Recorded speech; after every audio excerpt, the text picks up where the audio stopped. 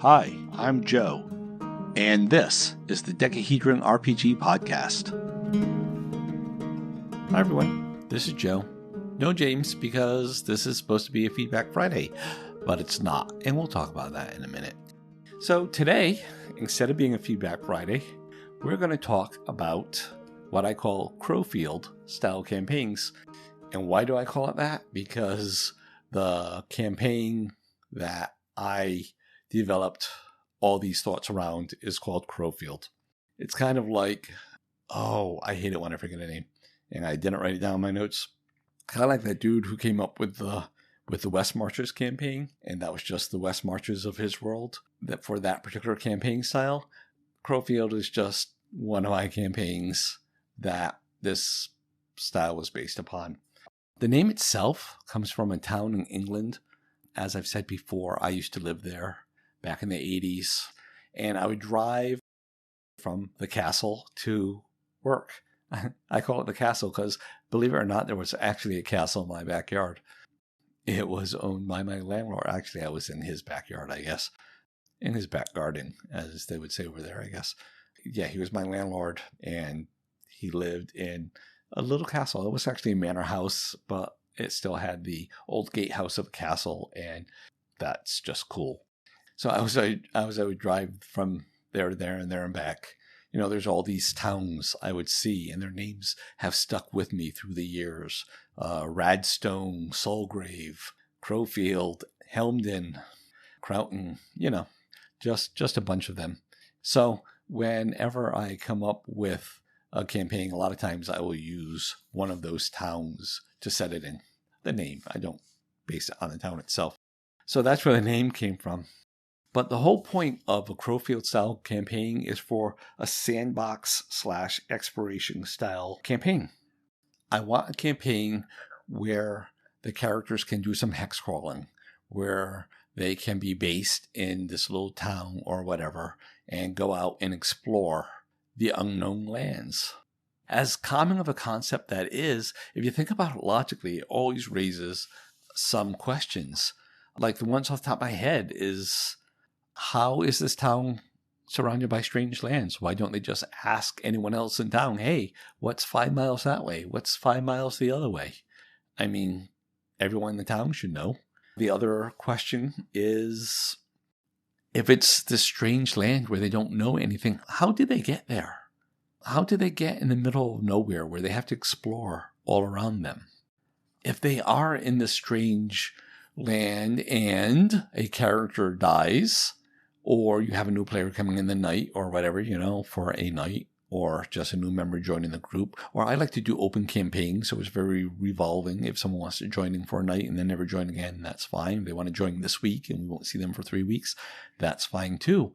But how do you handle these new characters popping in and still not knowing anything of the surrounding area? If the characters are in this strange land, how can they have any kind of meaningful backstory when everyone they knew, all their family, all their connections are somewhere else? So those are the basic questions. A Crowfield style campaign is designed to answer those, and pretty much what it involves, what you need for something to be a Crowfield style campaign. Well, a few things. Well, number one is that players are part of a large group of outsiders in the area. That's weird, outsiders in the area, but I think you understand what I mean, right? Like if you jump through a magical portal and find yourself in a new world, you're an outsider. Now, if 300 of you do it, now that's like a Crowfield style campaign. Now you can have your friends there with you. You can have your family. You can have stuff like that. Another thing that you need for a Crowfield style campaign is that outside of the character's base, each settlement, every town, village, whatever, in the area is separated by hostile wilderness. You need this, A, for the sense of exploration, because you're going to be going through a lot of wilderness. You also need this to amp up the level of danger Yeah, so it's a lot of about the feel of the setting, I guess. Oh, and it's a lot of, it explains the next point. The next point is that each settlement is largely in isolation from others. And you need this because you don't want the players to go to the first settlement and say, okay, well, we've popped in here from some other world or whatever. Just give us a map of everything that's around you. And then it's not that same level of exploration anymore. It's not that hex crawling into the unknown. So if the wilderness all around is hostile, like one of my areas is called the Dreadwood, and just falling asleep in the Dreadwood could kill you because the plants themselves are alive and hostile and they will attack you. And that's not good for long-term survival.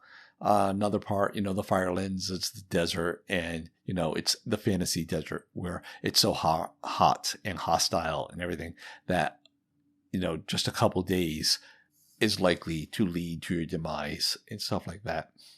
And the last, I guess I would call it defining characteristic of a Crowfield Style Campaign, and this one is optional, but it's something I like there to be, is that there is the potential for trade between the various settlements, that as players get to know the area, they could, if they want, turn it into a merchant campaign instead of an exploration campaign, or maybe a little bit of both, where they could go, when they're in the town, they could go and say, hey, the price of red dye in this town was really cheap. We could buy it and transport it and sell it the next town for a profit. And I think that just adds another layer of gameplay to the game, and another way for players to carve out a niche for themselves as merchant traders. So anyway, let me just give you a few examples of Crowfield style campaigns that I've done before. One that you've heard James and I talk about is the Barony. He was a player in my Barony campaign. And this one was inspired by reading the old D&D books, and it says when a fighter gets to 10th level, he can become a lord and set up his own place in the wilderness and has to clear out the hexes, blah, blah, blah, blah, blah, blah. You know what I'm talking about. So in the Barony, this is exactly what's happening, except it's not the players that are doing it. It's some NPC, and the NPC is taking a whole group with them to start this Barony, just to use the name again. And the full story behind the Barony is that it's actually her brother had set out years before to set it up, and he disappeared. And much like the Jamestown settlement in America, it was found to be empty and deserted, and no one knows what happens. And so that adds a layer of mystery, but she goes to the same spot to try to set it up and also to figure out what happened to her brother. So that's the Barony campaign. Another one I have is called Bloodport Isle. There's actually an episode coming up about Bloodport in a little bit. But in essence, the story for Bloodport Isle is that a while ago, a pirate got blown off course and he found this island, and it's inhabited by goblins. I'm putting that in air quotes because that means different things depending on my mood that day. He figures he can take it over. So he goes back to the main world, again, air quotes, the main world, and he puts together a force, and he tells everyone that he has found Atlantis. I call it Thelonia, my world, because it's a slightly different legend, but it's the equivalent. He tells everyone that he's found Atlantis, and so this way he gets a whole bunch of people to follow him, and they go over, and they take over a little part of the island, and they're very cruel to the goblins, killing them, enslaving them, etc. But they set up their outpost, and that becomes the town of Newport, even later the town of Bloodport. And that, the way it's set up is so that the areas closest to the town are mostly tamed, and the further from the town you go, the more wild and dangerous they are. And I did this to, one of the things I like about old school dungeons, multi-level, the mega dungeon, is that players have some agency where they can decide how dangerous they want it to be. And they can say, let's go for the big rewards by going to the lower levels. And this is just to do the same thing. If you want those bigger rewards and take that bigger risk, you just go further away from the town. If you want it to be a little bit safer, but lower rewards, because all those treasures have already been found, not all of them, but most of them, and because most of that land has already been tamed, you stay closer to the town. Anyway, that's the Bloodport Isle campaign. The other one, the one that the whole thing is named for, is the Crowfield campaign. And in Crowfield's a town. It's your typical fantasy D&D town. And one day there's a bright light in the sky, and the next morning they're surrounded by desert. And what has happened is that, unbeknownst to them, what they thought was overnight was actually the passing of 10,000 years. And really, in the game, entire civilization has built up and collapsed, making it kind of in such a far future post-apocalyptic world that it is, again, a fantasy world. Because when I read old D&D, I get that vibe, especially when Gygax starts talking about androids and stuff in the original 3 Brown books. So anyway, this way, they have this whole town that has been kind of lifted through time and dropped right where it was before. But in essence, you have this whole town of outsiders, and whatever forest they were in is now desert, and they don't know what's happening. And when you have this whole town, I calculated it once, like you need 16 tons of food a day. So where's that food going to come from, and what's happening? And so the local lord is sending adventurers out left and right to figure out what's happened. That's the Crowfield style. That's the Crowfield campaign. That's the one that gives the whole style its name. And then a variation of that I have is called the USS Crowfield. And this is a Star Trek Starfleet ship. Although if I were going to publish this, I would file off the serial numbers and it would be, just a starship that crashes on this planet where technology doesn't work. And so it's the crew of this ship trying to survive and trying to figure out what they're going to do. There's no way off because, like I said, technology doesn't work. They don't have their technology, so they have to survive. They have to explore. They have to figure out how they're going to interact, if they're going to interact. Anyway, that's the USS Crowfield campaign. I just want to talk about the state of the podcast in general. Like I said, this is supposed to be Feedback Friday, but we got no feedback this week. And that's not really a big deal. In fact, normally I would just skip recording this, but the next 2 episodes are already recorded and scheduled, and they talk about what episode number they are. So if I skip this one, they would be lying. So I felt I had to do something. But yeah, we had no feedback, and we have a contest going, kind of a drawing type thing. If you write in, call in, tell us what your favorite gaming book is, we will enter you in this drawing. We'll select one of those people at random to receive a copy of Through Dungeons Deep, which is a pretty neat little 1980s fantasy gaming handbook. It's not about any specific game or anything. It's just about little tricks and tips to do if you're running or playing in an old school style campaign. Really neat book. And like I said, all you have to do is leave us some feedback. Let us know what your favorite gaming book is. And we've had 0 entries. So 0 feedback, 0 entries. And I looked at our analytics today, and our numbers look like they're dropping a little. Okay, it looks like maybe only down 2 or 3, but we only have about 20 regular listeners anyway. So when you drop 2 or 3, that's 10 to 15%. And I don't know. I said before, I do this, mainly I do this because I love gaming. I love talking about gaming. I love sharing my love of the hobby with others. But if there's nobody listening, am I really sharing it with anybody? And this is the thing that kind of led me to stop updating my blog. I did an entry a few weeks ago, but before that, I haven't since November or so, because again, I wasn't getting any feedback. I didn't feel like anyone's reading it. And if no one's reading it, there's no point. And if no one's listening to this, is there a point? I don't know. But I think 20 is enough for me to do it, but I would love to see that number growing. I don't know how to make that happen. And I'm not, I joke all the time about how introverted and everything I am. And it's true. It's not just a joke. So I don't know how to go out there and raise my numbers. I'm not the social guy that can go on and ask people to plug my podcasts or anything. So I don't know. If you have any ideas, let me know. Send me some feedback. if you don't want it on the air, just say so. Say, don't play this, Joe, but here's some ideas for you. But some actions I'm thinking about taking, maybe to change the show to make it a little more likable.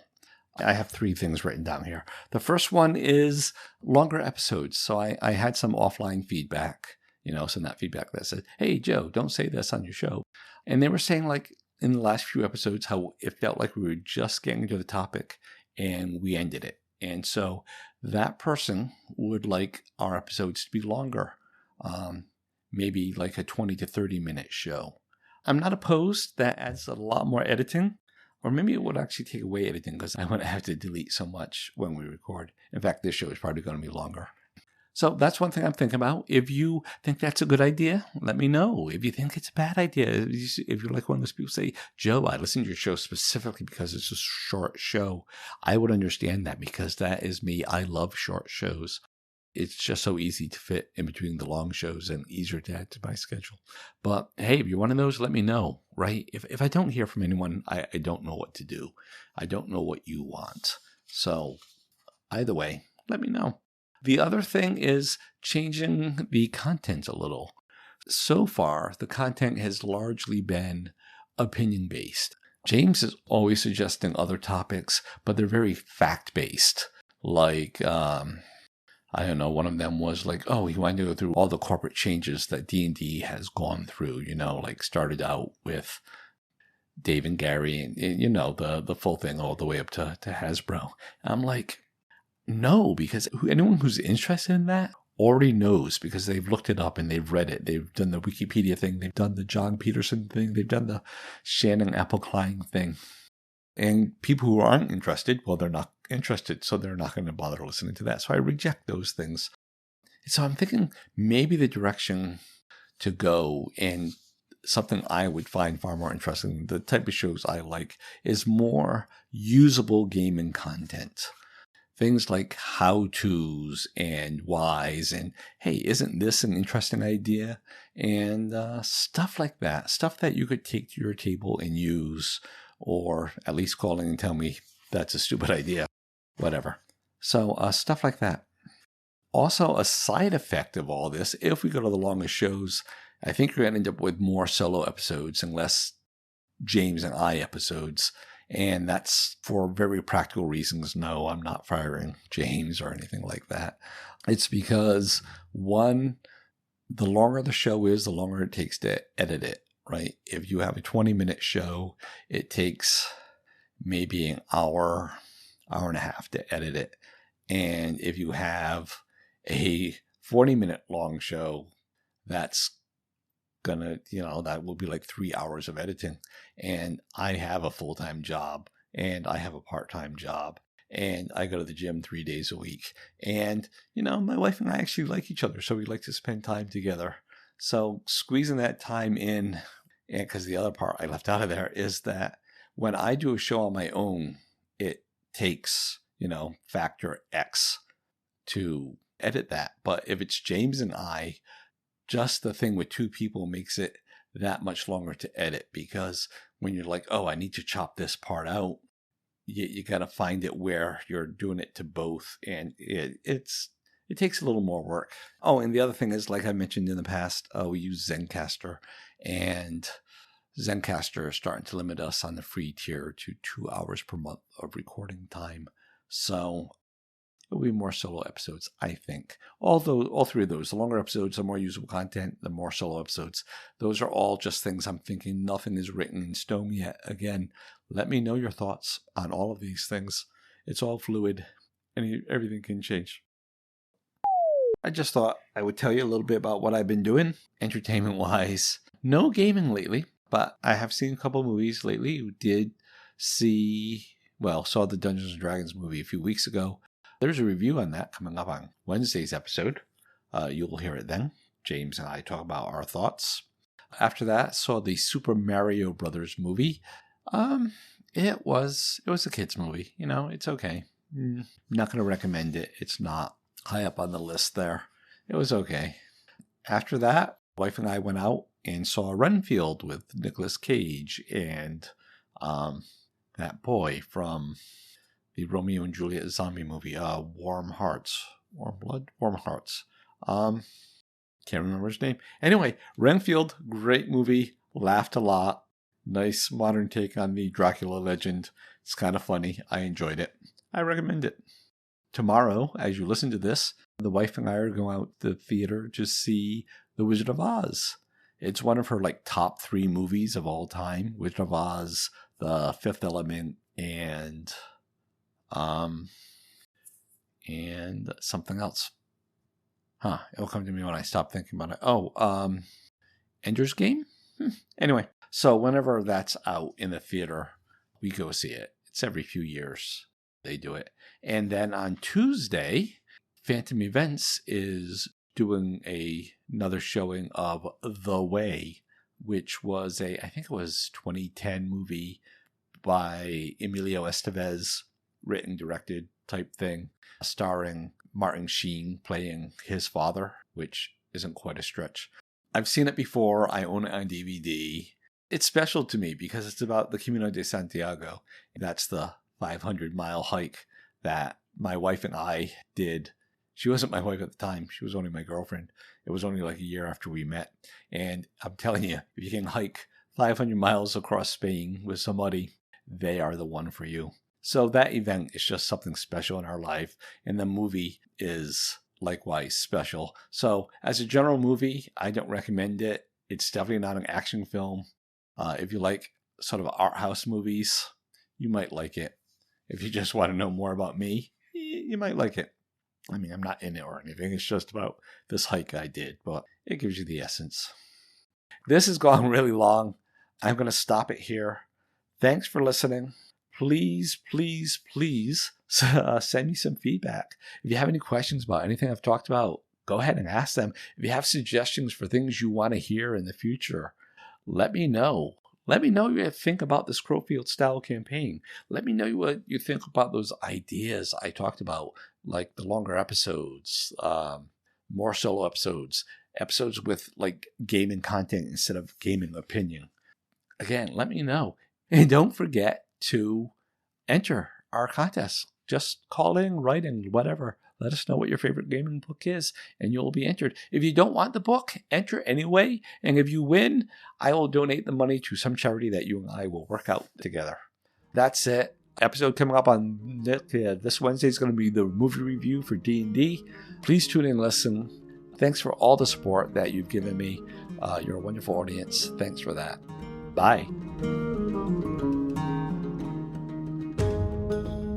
We hope you enjoyed this episode of the Dekahedron RPG cast. We'd love to hear from you. You can leave us a voice message by calling 562-774-2278. That's 562-RPG-CAST. Or by visiting sayhi.chat/Dekahedron. You can also email us at feedback@dekahedron.com. Links are in the show notes. For more information, visit dekahedron.com. Remember that Dekahedron is spelled with a K. Music is by Kevin MacLeod. Logos by Design Cat. Thanks again for listening, and until next time, keep those dice rolling.